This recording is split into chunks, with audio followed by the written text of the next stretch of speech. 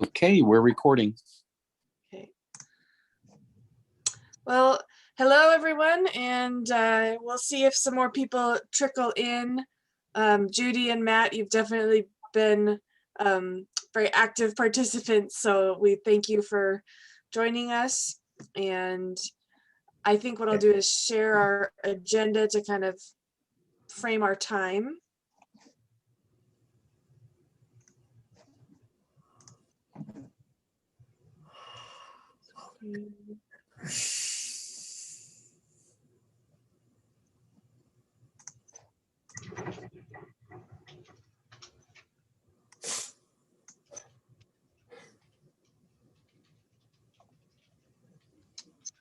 Can you see the agenda up? Yes. Okay. I can. Okay. So today is a very brief topic. It is to discuss feedback on the draft plan and then a quick rundown of the city council review and adoption schedule. So it's kind of an open floor meeting for you as the advisory group to let us know what you thought, good, bad, indifferent, about the 94 pages of the plan that we have.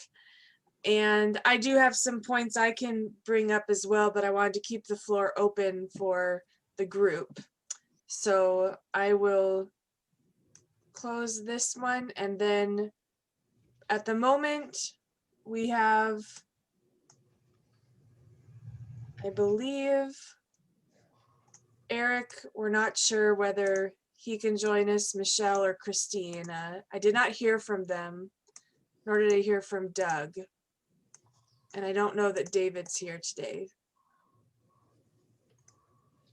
David will probably sign in here shortly. He is here. Okay.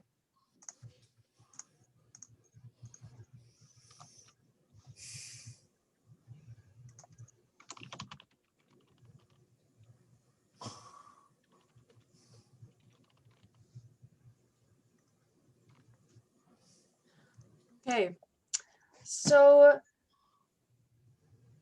Matt, I know you had provided lots of comments, and I've notated some we could discuss, but I think if Judy has any comments she'd like to put out in the floor to begin with, I think that might be a good place to start.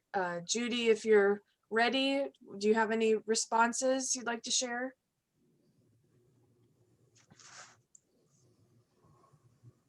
Okay, yeah, I just had to unmute really quick. I was looking at the plan. You know, looking through this, I am not finding, I mean, this was just really well thought out and done, and I'm not, unless I'm missing something, I'm not finding anything actually to comment.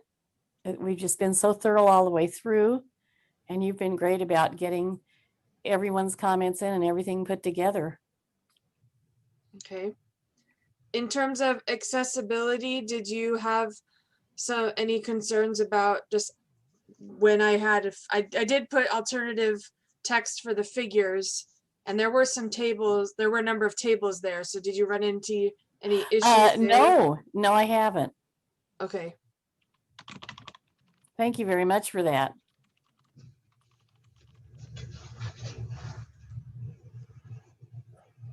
And have you, Judy, seen other cities' ADA transition plans, or have you been more just kind of consulting on pieces of policies and training? I've been more on the pieces of policies and training, but I've been actually, I mean, this plan has looked really interesting, and on questions where I would have had some accessibility, you either had already fixed it or thought about it, or if there were pieces that I couldn't get to, you were able to help out with that. Like an example of that was with that initial survey, that GIS thing that didn't work so well. Okay. I mean, you know, some things that weren't screen reader accessible, but so far all of this stuff is looking okay. You know, I don't have the pictures obviously, but the text seems, you know, I can't compare it to the picture, but it just, to me, and looking it over, it seems pretty complete. Okay. Well, thank you for taking the time. I know it's, Oh, thank kind of heavy, you. dense reading. So trying Yeah, to keep it accessible literally for all abilities, but also just for intellectual, certainly. have it be Yeah, stimulating but that not too. overwhelming. Right, right. Okay. All right then. Well, Matt, you're our other citizen representative at the moment. Do you want to say anything off the top of your head, or should I point out some things I noticed for the comments you provided us? I've read a lot of comments and don't think I should go through them all.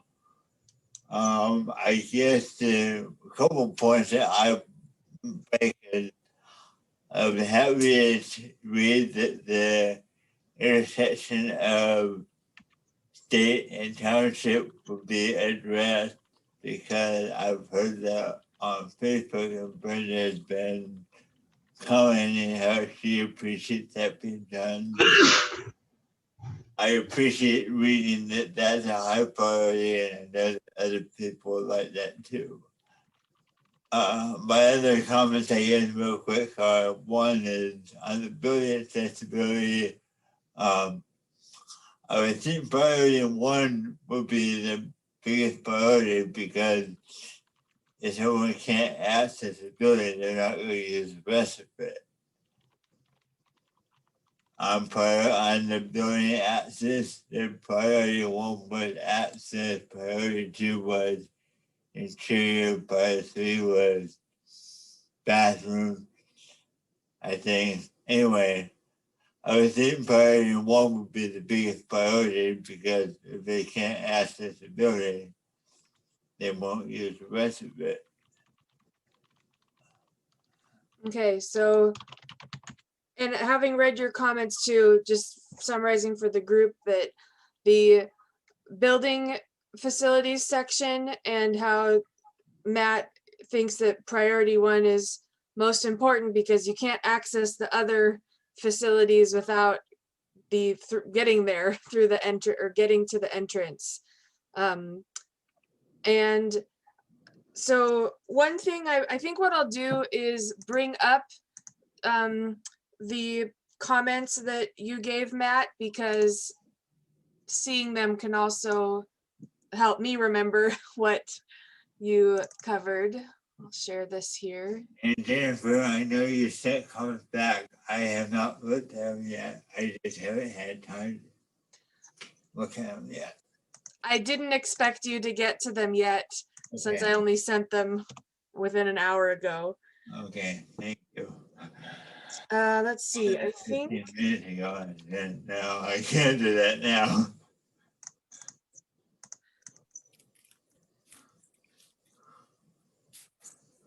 so you had thought priority one was by far the most important, since if the building approach and entrance are not accessible, then to me, expending funds on other priorities does not make much sense. They would not be used if someone cannot access the building in the first place by my reasoning. And I think that we need to clarify that this building priority matrix, it's not necessarily saying that priority one barriers will be addressed first, because cost is also a factor. And I think it's to help see where high and low hanging, or where low hanging fruit is as well. And the city would go through a process each budget cycle to select which barriers it can address with the funding that it has. Right? Mark, I'm not sure if you want to elaborate any more on the way in which this is, the decision-making process, given the information we've collected for the city.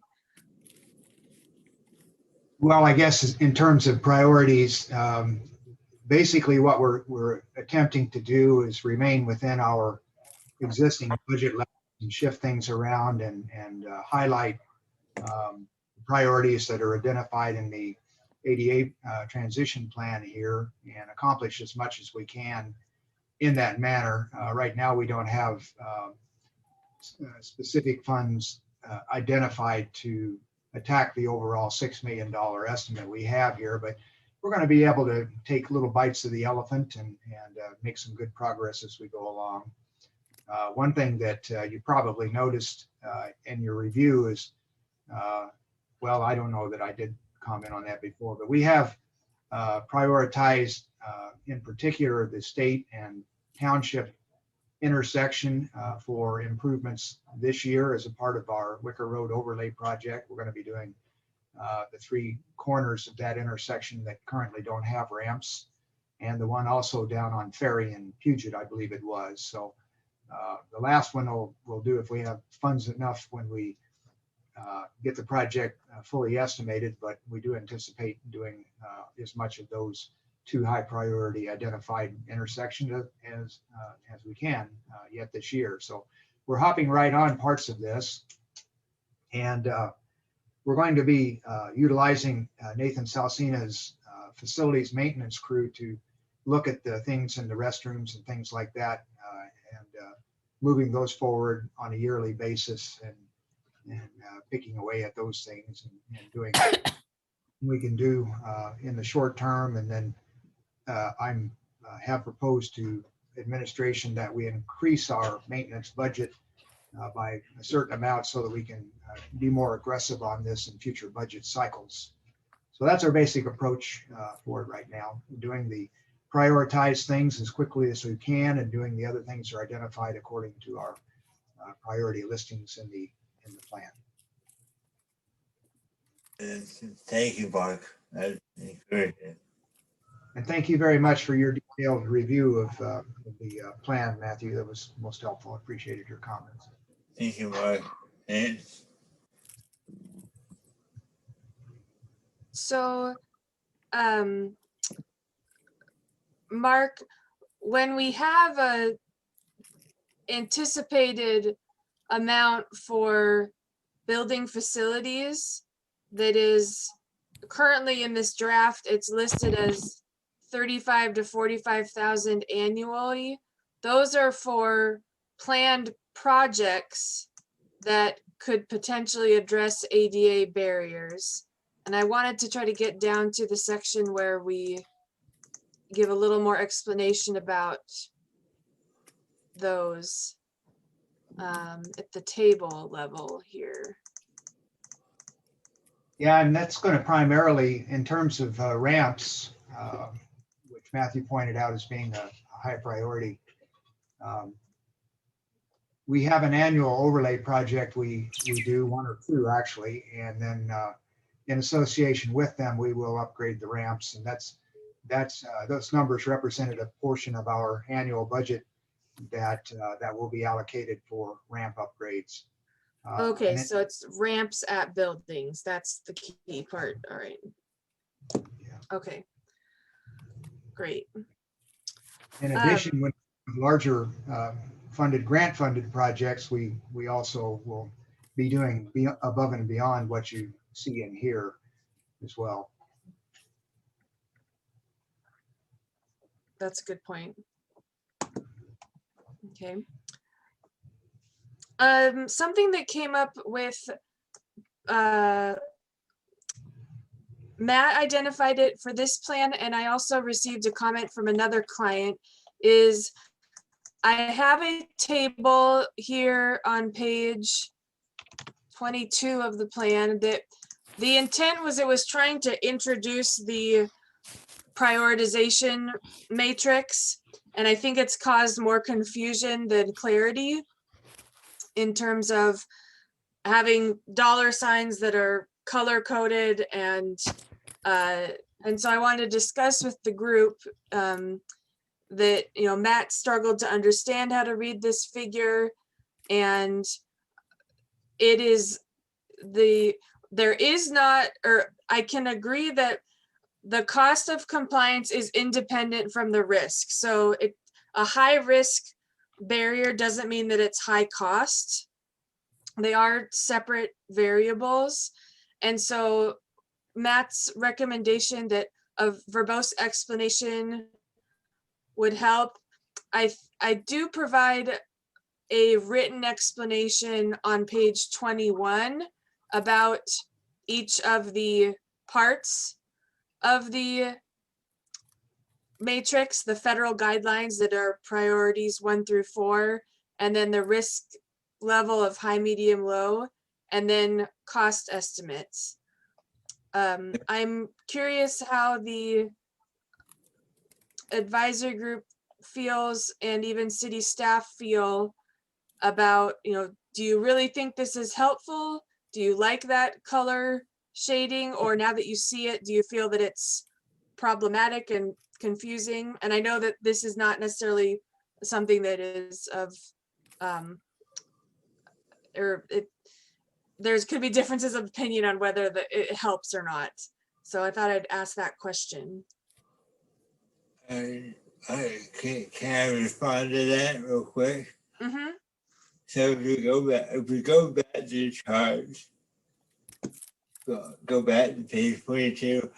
I did read page 21, I thought, and when I look at page 22, if you go back to the chart, when I look at that, it tells me that if the building access is low risk, the cost is higher than if it's high risk.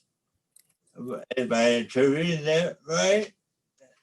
That is, I could see how you're reading it this way. That wasn't my intention. My intention was just to show how the matrix works, that there's going to be costs in the cells for priorities. Like it's just a way to look at information. Those, I could have put a different number of dollar signs in any of those cells. So it's not trying to represent the real data. It was just a example for how to read the matrix. I do see how you could interpret it the way you did, though. Okay. See, well, I know for me that the matrix is below the chart at page 23 and beyond. For a lot more helpful for me than that graph right there. To me, that graph helps it a lot more than the paragraph. But that's just my.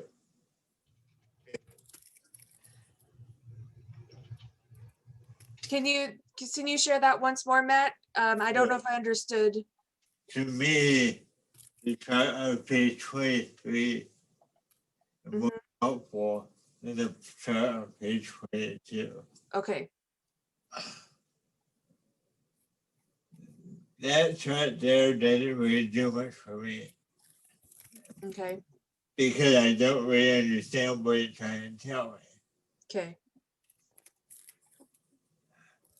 If the dollar signs are arbitrary, I guess I don't understand what that chart is trying to tell me. Okay.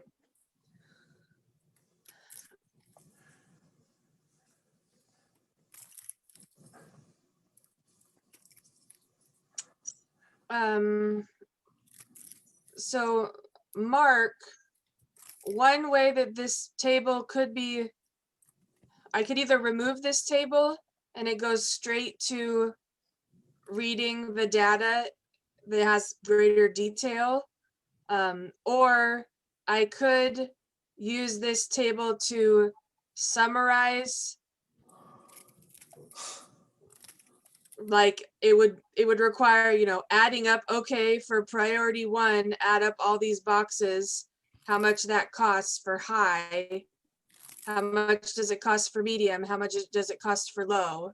I have those calculations. Then the numbers would be real and they'd be actual numbers. I don't know if that's helpful, or do you have a response? Well, it took me a few times looking at it myself to understand what you were getting at there, but I actually understand it now. And it's just a graphical way of saying when you get down to the actual data table that these are low cost items, medium cost items, such and such. Okay. I don't, from a staff perspective, I think we're okay with the way it is. You know, it's unfortunate it caused confusion, but it's okay. I actually wouldn't. And I get it now. I finally get it. Maybe put it after the one. Yes, I could put an asterisk below it saying that the cost of compliance is independent from the public use risk level, and also can say that these dollar signs are examples only. See figures 2 through 5 for real numbers, something to that effect. I think that would be appropriate.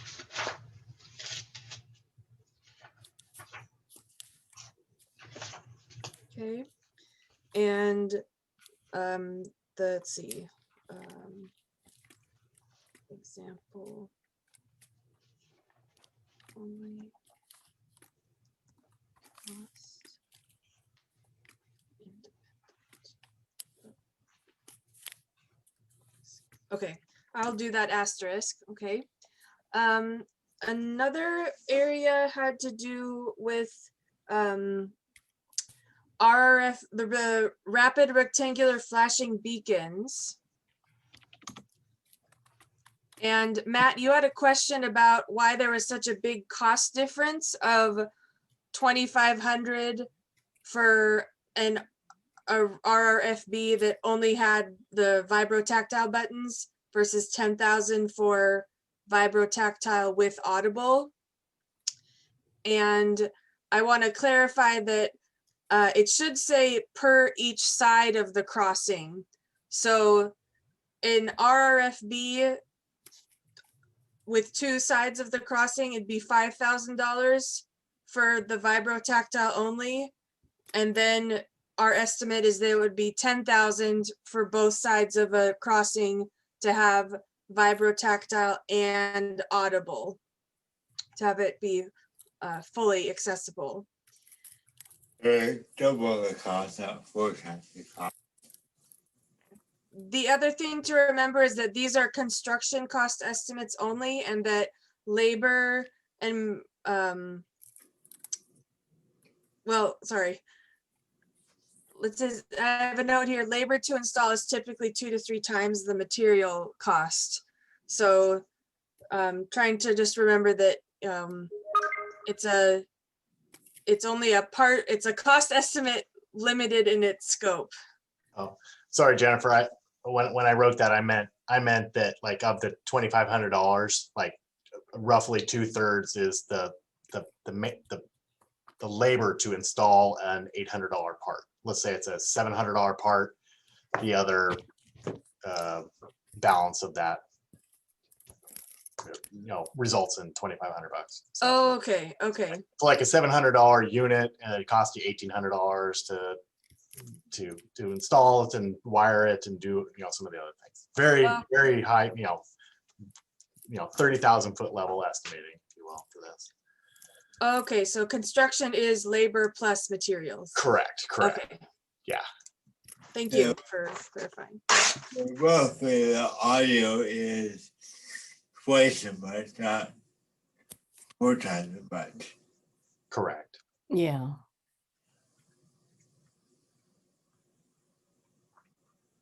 And Matt, we're glad to hear that that there are a number of RRFBs that make transportation for you easier. That's great to hear. Yeah. I think one more helpful spot would be to discuss this question you have here about the curb ramp barrier removal schedule. And, there's 6.1 million of estimated need. And for each year, there's $15,000 from the CIP for arterial streets. And so I think when looking at the whole curb ramps program, and it is over a 6-year period with estimated annual amounts, yes, $15,000 annually is about one ramp, but it's also remembering that some of the planned projects may be addressing ramps as well. And so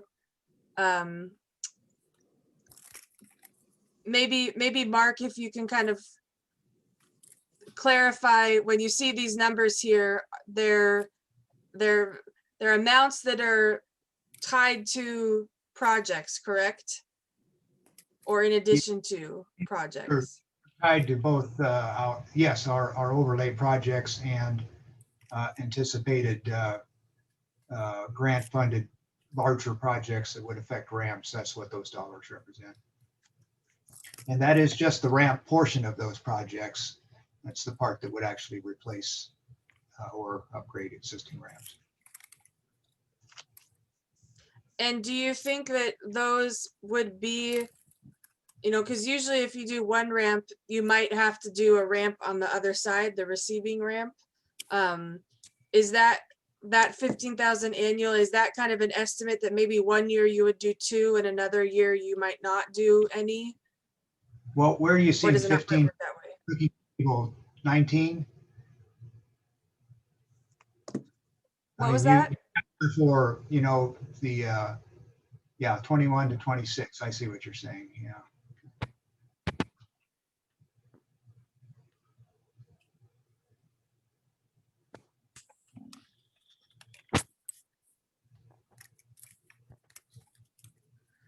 I guess Yeah. my question is Matt's question, how would you answer Matt's question? Would that be one ramp upgrade per year?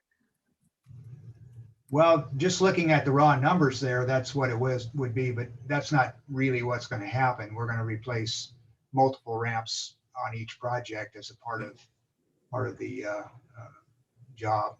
So I may have to go back and look back at these numbers again. I gave you some figures that represented a certain number of ramps per year being complete, and it is correct that you look at 90,000 divided by 6 years, and that's basically one ramp a year, and I don't think that was the intent. I think that's where that 15 came in, yeah. Averaging out. Yeah. Okay, thank you.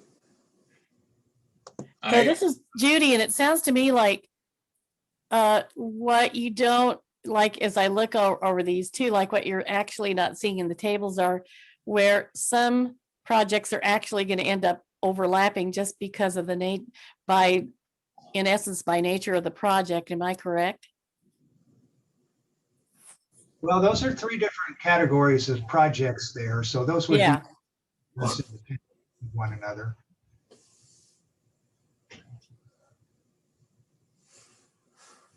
Is it possible that you may have a pavement overlay project that triggers ramp removal that's like built into your cost for that overlay project? Well, when I gave you the figures on what our annual budget would represent, that was intended to figure there would be a certain number of those covered by an average project. Yeah. Okay.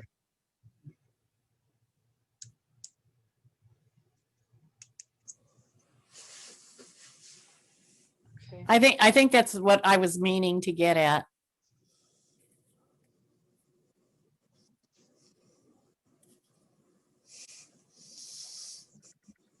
So according to table 1, there's 60,000 allowed for years of all classes.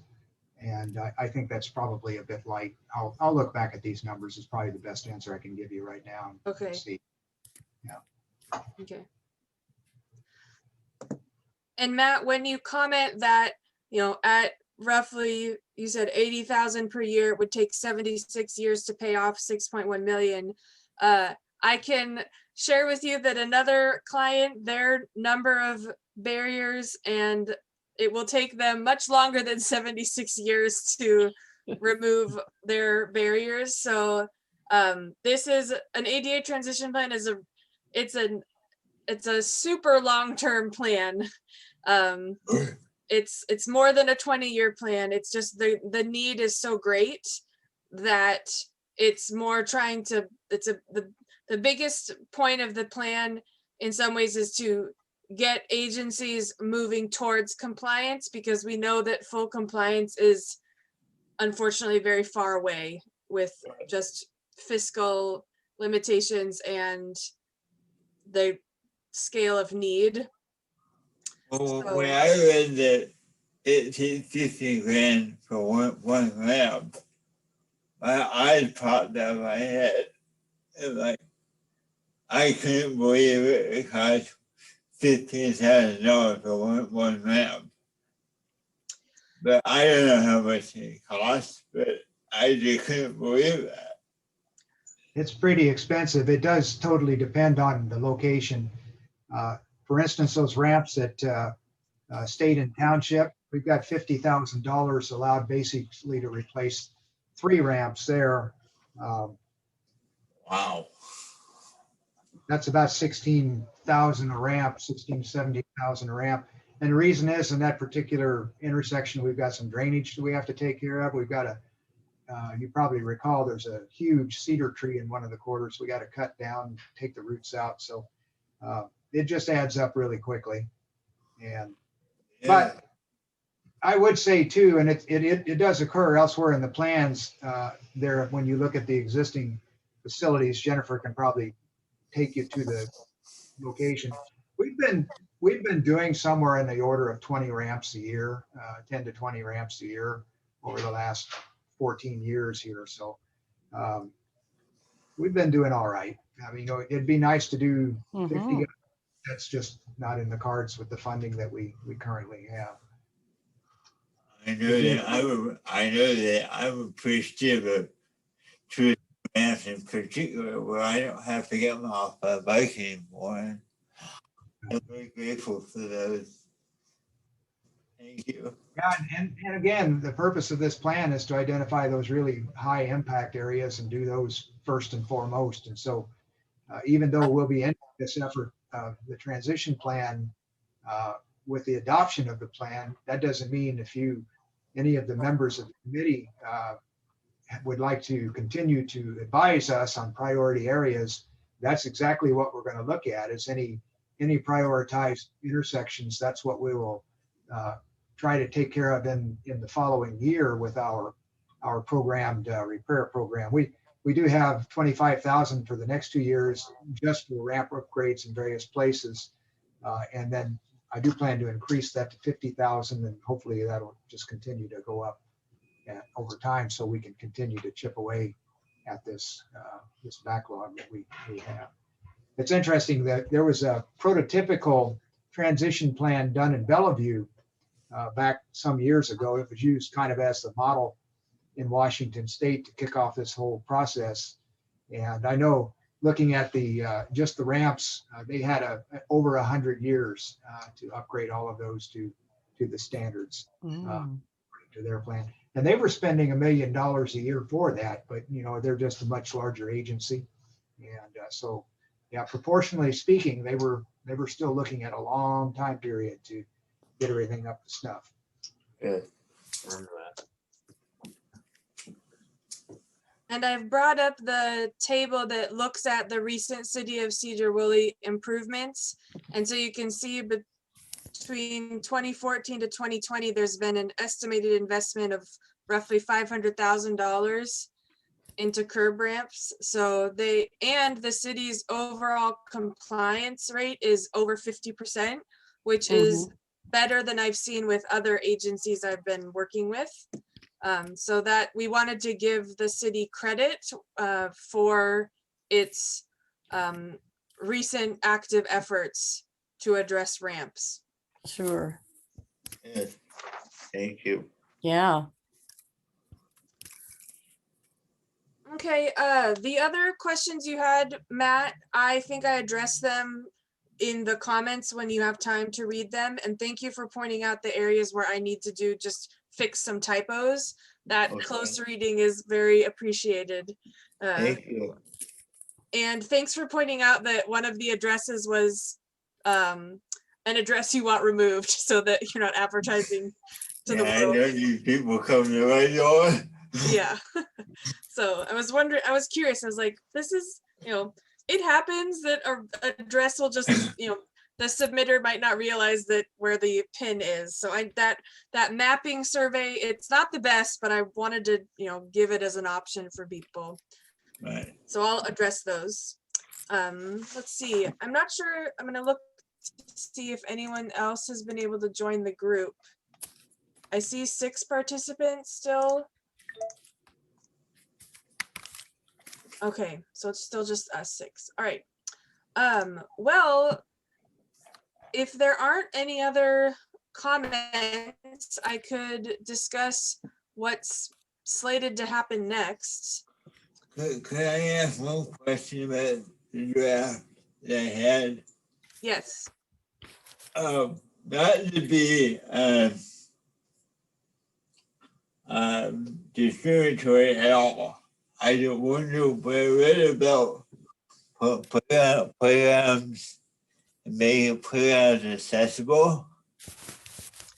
I guess at the risk of sounding discriminatory, I thought if someone had a hard time getting to a playground, would they use it?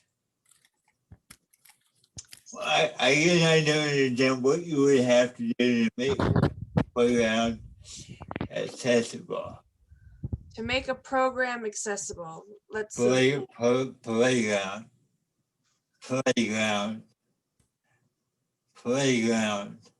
Playground accessible. Steps to make a playground accessible. Our architect has a checklist that looks at playground accessibility features. I don't know more than that. I know there's I actually, maybe there's a resource at the bottom for building park and trails, outdoor developed areas. It may be I can here. speak I will- to that, Mike, Jennifer. So access to the play equipment is important, and so that was actually identified as a couple of the deficiencies.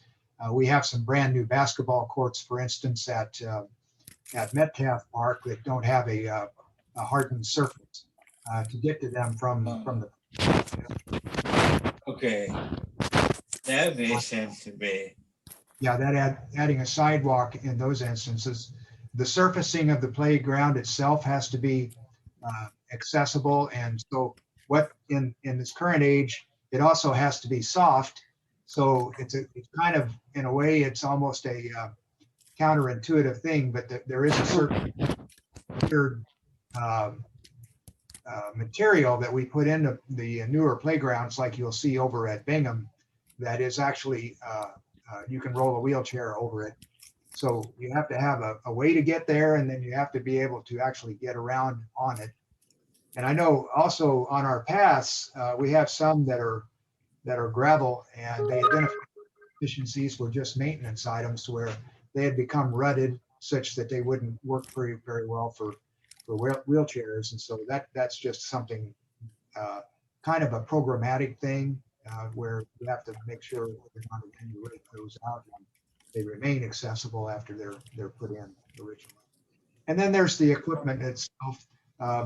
One of the priorities of Mayor Johnson has been to look at making sure we have at least some equipment in our playgrounds that is actually usable by impaired persons. And so we're working on that as well, and we'll be buying equipment that is set up for that use.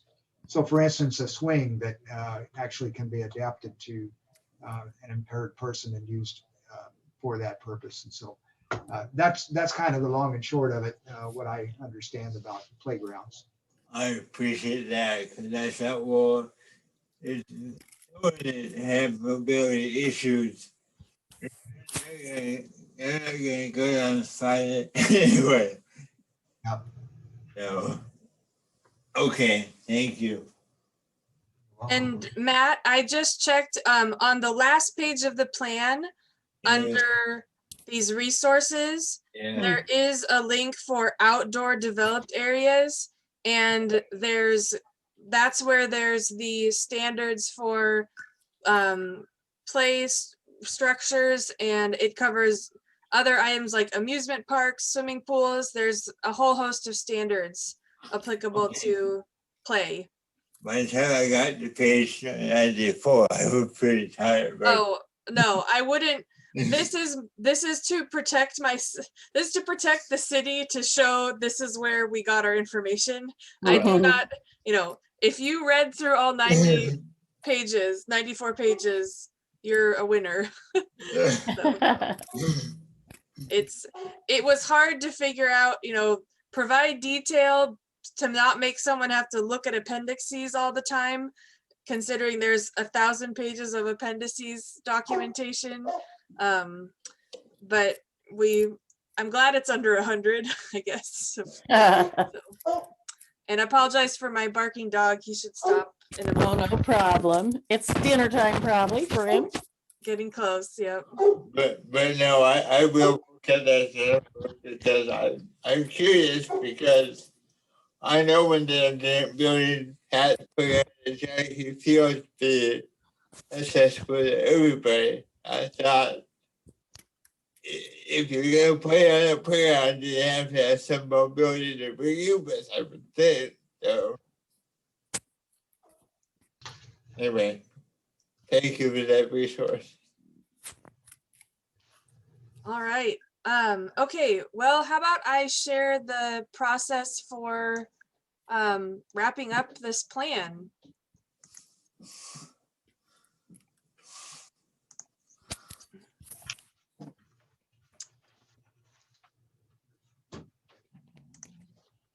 Let's see here. All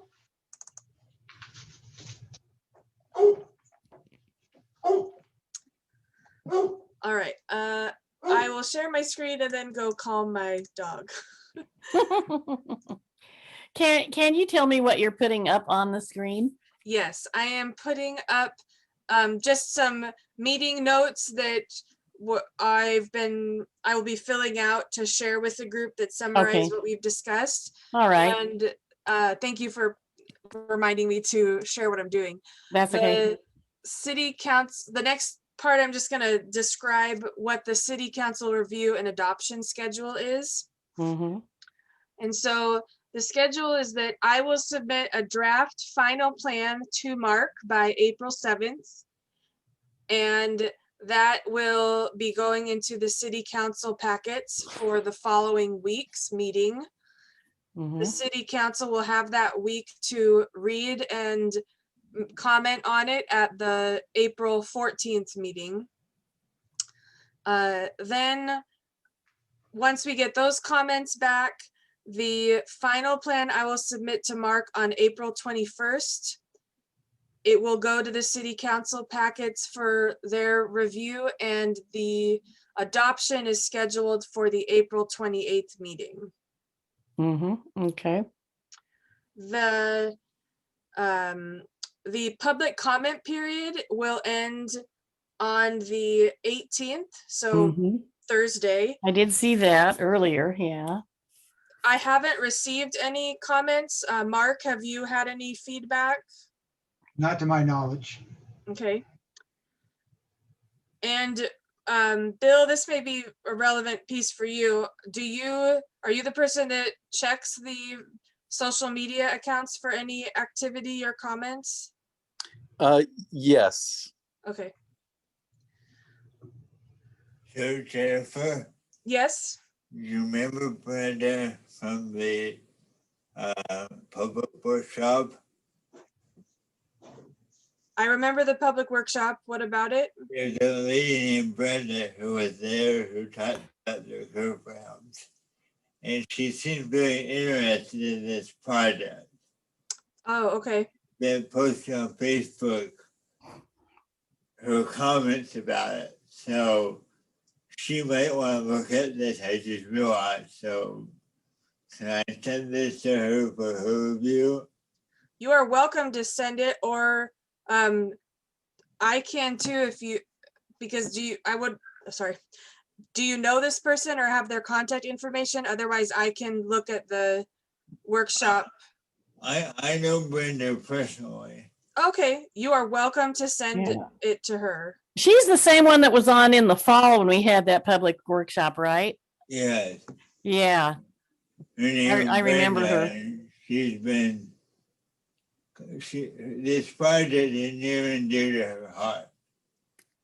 And she's been posting on Facebook her appreciation for the city for putting this together. And her pictures with her walker. She had a walker that she used because she had surgery. That's great. Yes, you are welcome to share this with anyone else you think might have some feedback and that it would be helpful for them to know this effort the city's been engaging with. And I probably should have done this sooner if she needs to have a comment in by Thursday. Well, we have some wiggle room. I still will have some time, I'm putting together this final plan by April 7th. So I would say, send it to her because she's an interested party and she can contact Mark when she can, and we'll do our best to include her comments. Okay. So Jennifer, one thing I was remiss in telling you, and I hope this doesn't create too much of a hassle for you.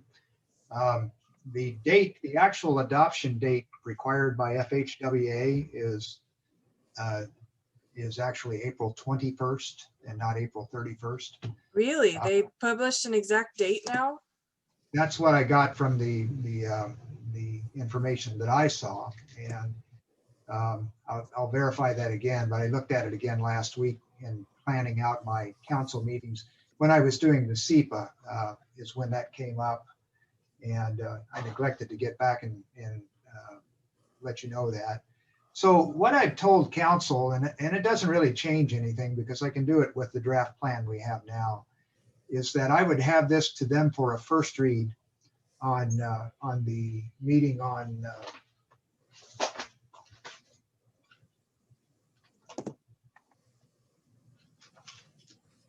March the 24th, which is next week.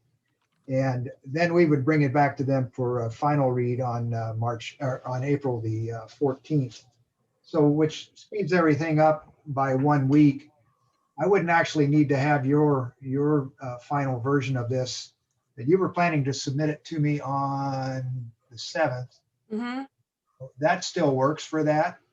But I would have a first read based on what we have right now to the council on March the 24th. So, okay. And then adoption on April the 14th. Okay. Yeah, that's great if they're willing to review it in its draft form. That actually saves a round of review. Yeah. So that's even more efficient. That's great. And still, if Matt's friend has any comments they want to make, or if any of the committee has any other comments, we'll have some time still to incorporate those. Well, that's great. I like the idea of a plan getting done and out in the world sooner than later. Okay. Okay.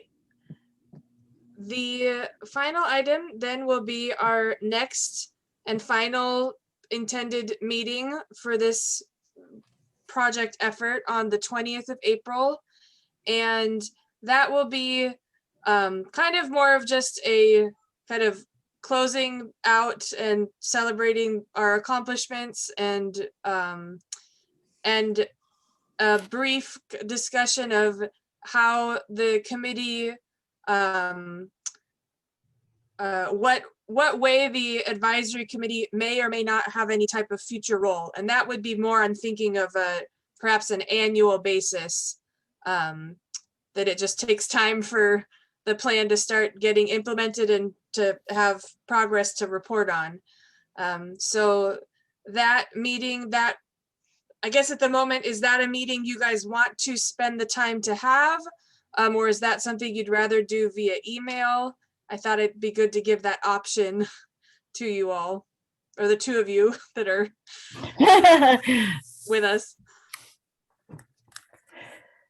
You know, I'm open either way. I think it's been really interesting for me because, like you said, I've never had to go through a plan before. And it just seems like this has been a very well thought out plan, and the comments have been great. And I know Matt has thought of comments that I hadn't thought of. So, you know, I'm really glad, you know, that, you know, we have the committee that we do. I'm open to either one, either the email. I think it's gonna depend on everybody's time and so forth, but I'm open to either one. I'm open to either one, but I hope we would have an ending meeting because I guess in general, I like to understand, you know, now what? You want to talk about the now what? Okay, Yeah. The next steps. okay. All right, well, what I'll do is I'll propose a meeting and see if anyone can't make it or doesn't want to make it. And maybe it'll just be a brief, you know, 15-20 minutes or something to mark the kind of bookend Yeah. for now. I'm kind of surprised we didn't have more people on this one, because this is right before, you know, like you said, it goes to city council. You know, it's probably overwhelming to see 90 pages to read as well. So I'll send a follow-up to the group to, you know, just share what we discussed a bit, and to say, you know, if you want to submit any comments via email, you have until the 18th. So the opportunity exists even if it wasn't in this meeting. Yeah. So, You know, and you had said that in your other email too. You were very thorough. It's giving everyone the options. so Mark, Yes, I believe you mentioned in an earlier meeting that we should be at the council meeting when this is adopted. Should we be at the one March 24th and the one on April 14th, or both, or neither? well, I think that would be up to you. Probably the one that would be most useful would be on March the 24th. That's when I'll do a presentation on it. And I certainly can make sure you get invited to both of them. Okay. What time is the 24th one? The council meetings are at 6 o'clock, Oh, that's right. That's right. Okay. and they're via Zoom also. Yeah. And yeah, Because I have another one on the 24th too, and I'd forgotten about that. Yeah. Okay. Thank you for that. so Jennifer, I'd like to hear the presentation and the adoption. To me, that would close the loop and make it for a final hearing. I'd like to be at that meeting if I can. yep, we'll make sure you get an invitation for both of those. Yeah. Thank you. Welcome. The meetings are on the 2nd and the 4th Wednesday of the month. 2nd and 4th, yes. Yeah.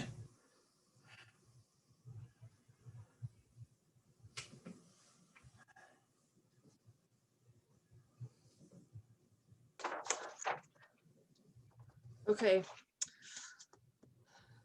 All right. Well, Judy and Matt, you are free. I have one follow-up question with Mark, but thank you for Okay. your time, Judy and Matt. Thank you too. And thank you for your great emails as well.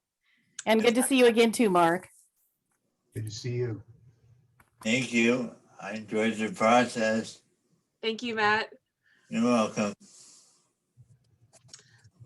Mark, that April 21st date you mentioned, do you recall where you saw that? Is it on WashDOT that's saying April 21st? It's in the DOT information that was sent out to the agencies. So I'll pull that up and send that to you. Thank you. Because so far we had been functioning off of the just month, April. So if there actually is a date, I'd like to be able to communicate that to one of our other agencies that we're working with. Well, I doubt if it has any real consequence, because ultimately what's going to happen is the next time we apply for federal funds, they're going to ask, do you have an adopted transition plan or not? And so we have, actually, we have funds that are closing May 1st here locally. And so either way, we would, if we adopted it on the 21st or on the 31st, it would be fine. So, but they actually listed the date of the 21st. And so I was a little surprised by that too, but I'll pull that out and send it to you. I appreciate it. Thank you. All right. Well, Bill, thanks. Kirk, thanks. I'll let you go. And if you wouldn't mind, add to your minutes the follow-up items for me to both do that, to send that information to you, and to invite the advisory group to the council meetings. Okay, are you ready for me to stop recording and end the meeting, or should I just stop recording? You can stop recording and end the meeting.